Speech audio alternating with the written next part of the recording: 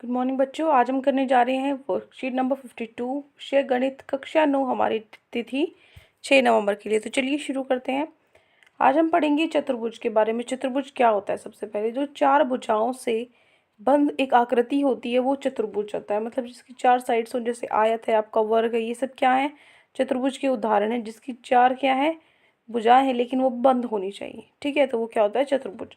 तो ऐसा एक चतुर्भुज जिसके आमने सामने वाली भुजाओं के दोनों युग्म समानांतर तथा बराबर हों। ठीक है, मतलब क्या हो? इक्वल हो और क्या हो? पैरेलल हो। ठीक है, समानांतर हो और बराबर हो, वो क्या होता है? समानांतर चतुर्भुज कहलाता है। ठीक है, तो देखिए समानांतर चतुर्भुज की एक प्रमेय को समझते हैं। यहाँ पर देखिए, किसी समांतर चतुर्भुज का एक विकर्ण उसे दो सर्वांगसम त्रिभुज में विभाजित करता है। ठीक है, तो आपको दिखाना है ये फ्रेम में, इसको आपको प्रूव करना है, सिद्ध करके दिखाना है। उत्पत्ति देखिए कैसे इसको मानेंगे उत्पत्ति को। मान लीजिए जो ए बी सी डी है, ठीक है, एक समानांतर चतुर्भुज है, और जो ए सी है वो क्या? एक विकर्ण है। ठीक है, तो जो ए सी विकर्ण समांतर चतुर्भुज ए बी सी डी को दो त्रिभुज में, कौन सा त्रिभुज हो गया? एक तो ए बी सी, ठीक है, एक तो ये जो पीले वाला ये, और एक C D A, C D A. ठीक है, इसमें वो बांट देता है क्या? ए सी। ठीक है, तो हमें सिद्ध करना है कि ये दोनों जो त्रिभुज है ये क्या है? आपस में सरांक समय ये दोनों।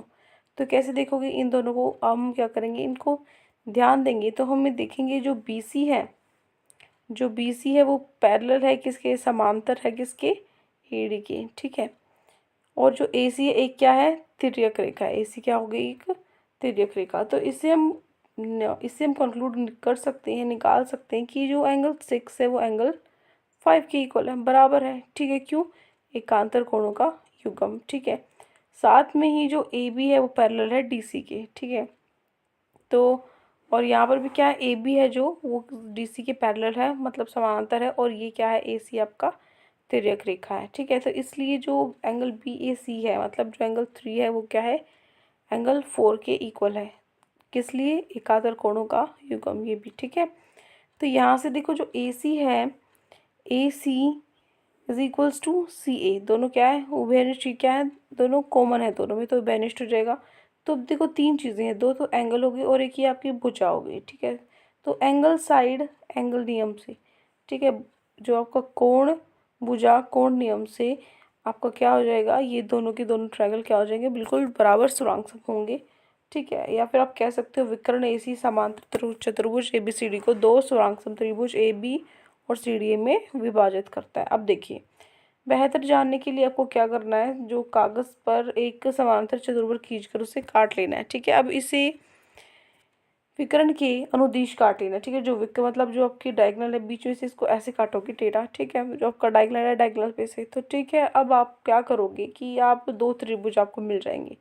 तो इन त्रिभुज को आप क्या करना है, एक के ऊपर एक आप अगर रखोगे तो आपका क्या हो जाएगा? वो बिल्कुल पूरी तरीके से हर उसको ढक लेगा। ठीक है, तो उसको घुमाकर अगर आप देखोगे तो आपको क्या दिखेगा कि दोनों त्रिभुज परस्पर सुरांग सम है। ठीक है, कुछ और समानांतर चतुर्भुज खींचकर इस क्रियाकलाप को दोहराना है। प्रत्येक बार आप पाएंगे कि समानांतर चतुर्भुज का एक विकर्ण उसे दो सुरांग त्रिभुज में विभाजित करता है। अब देखिए आज की जो वर्कशीट है उसके अभ्यास प्रश्न में क्या है? दो क्वेश्चन है। पहला क्वेश्चन है आपका, समानांतर चतुर्भुज ए बी सी डी का विकर्ण ए सी कोण ए को समद्विभाजित करता है। तो आपको दिखाना है, दर्शाइए कि जो एंगल सी है उसको समद्विभाजित करता है और ए बी सी डी एक सम चतुर्भुज है, ये आपको प्रूव करना है। तो देखिए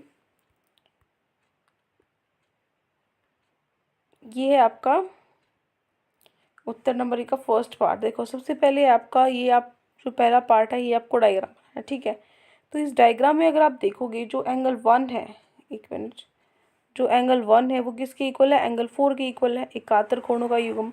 और इसी तरीके से जो 3 है वो 2 के इक्वल है, ये भी क्या है? एकात्र कोणों का युग्म। तो यहाँ से जो एंगल 1 2 3 ये 4 है, सारे जो कोण है ये बराबर आ रहे हैं। ठीक है, तो आप लिखोगे angle 1 is equals to 2, 2 is equals to 3, 3 is equals to 4। ठीक है, चारों बराबर हैं, तो आप इनको लिख दोगे। तो अब ये चारों बराबर हैं, तो जो ए सी है वो क्या करता है? सी को दो हिस्सों में बांटता है, क्योंकि जो एंगल 3 है वो किसके इक्वल है? एंगल 3 है वो एंगल 4 के इक्वल है। ठीक है, ये तो हो गया आपका फर्स्ट पार्ट। अब सेकंड पार्ट है, आपको दिखाना है दूसरे पार्ट में कि जो ABCD है क्या है, समचतुर्भुज है। तो ये कैसे दिखाओगे आप, ये देखिए, ये आपका सेकंड पार्ट, एक मिनट, ये आपका सेकंड पार्ट। आपको पता है कि अगर वो एक क्या होगा, अगर आप उसमें, अगर आपको यहाँ पे दिया हुआ है कि समचतुर्भुज है, तो आपको पता है जो समचतुर्भुज है उसकी जो साइड्स है रोम्बस की वो क्या होती हैं, वो इक्वल होती हैं। तो लिखोगे AB is equals to BC, BC equals to CD, CD is equals to AD। क्यों? क्योंकि जो ऑल साइड्स है रोम्बस की इक्वल हो सकती हैं। ठीक है, ये इंग्लिश में लिखा है बेटा, आप इसकी जगह लिख लेना समचतुर्भुज की सारी भुजाएं बराबर होती हैं। ठीक है, ऑल साइड जो नहीं साइड्स है इंग्लिश में भी लिख सकते हो आप, क्या है, इक्वल है। ठीक है, अब देखो, अब जो एंगल 2 है वो एंगल 4 के इक्वल है। यहाँ पर आप देखोगे एंगल 2 है वो एंगल 4 के इक्वल है, क्योंकि सारे के सारे एंगल्स क्या आ गए थे, इक्वल आ गए थे। तो अगर दो एंगल्स इक्वल हैं तो जो इनकी अपोजिट साइड्स हैं तो ये भी क्या हो जाएंगी, इक्वल हो जाएंगी। ठीक है, तो वही आप यहाँ लिखो, एंगल 2 है वो 4 के इक्वल है, तो ये जो एंगल है ये इक्वल हो गए। तो यहाँ से जो BC है, अब देखो BC is equals to AB, BC है जो, ये देखिए BC है जो, BC is equals to AB। ये दो एंगल्स अगर इक्वल है तो अपोजिट जो ये साइड्स हैं ये भी क्या होंगी आपकी, इक्वल होंगी। ठीक है, इसी तरीके से जो आप यहाँ ब्रैकेट में लिख सकते हो, समकोण की विपरीत भुजाएं बराबर होती हैं। उसके बाद जो AB है वो किसके इक्वल है, CD के इक्वल है। AB किसके इक्वल है, CD के। ठीक है, ये जो है AB है ये किसके इक्वल है, CD के इक्वल है। और अगर आप ये देखोगे लास्ट वाला जो AD है, AD BC के इक्वल है, AD किसके इक्वल है, BC के इक्वल है। ठीक है, तो ये तीन हो गए आपके, ये देखो तीन हो गए। तो इन दोनों में क्या लिखोगे, समकोण समान कोण की विपरीत भुजाएं क्या होती हैं, बराबर होती हैं। ठीक है, यहाँ से आप देखोगे आपस में क्या सब बराबर है, चारों साइड्स बराबर है, तो क्या हो जाएगा, अति सीधम। इसका इतनी आपको सिद्ध करना था। अब देखिए प्रश्न नंबर 2 पे क्या करना है कि SSS नियम का प्रयोग करके सिद्ध करना है कि किसी समांतर चतुर्भुज का एक विकर्ण उसे दो सुरांग त्रिभुज में विभाजित करता है। ठीक है, अब देखिए प्रश्न नंबर 2 पे, देखिए प्रश्न नंबर 2 में सबसे पहले आप क्या बनाओगे, फिगर बनाओगे। ठीक है, ये देखिए सबसे पहले आपने क्या किया, पिक्चर बनाई है यहाँ पे, इसको आप लिख लोगे यहाँ पे A। ठीक है, A।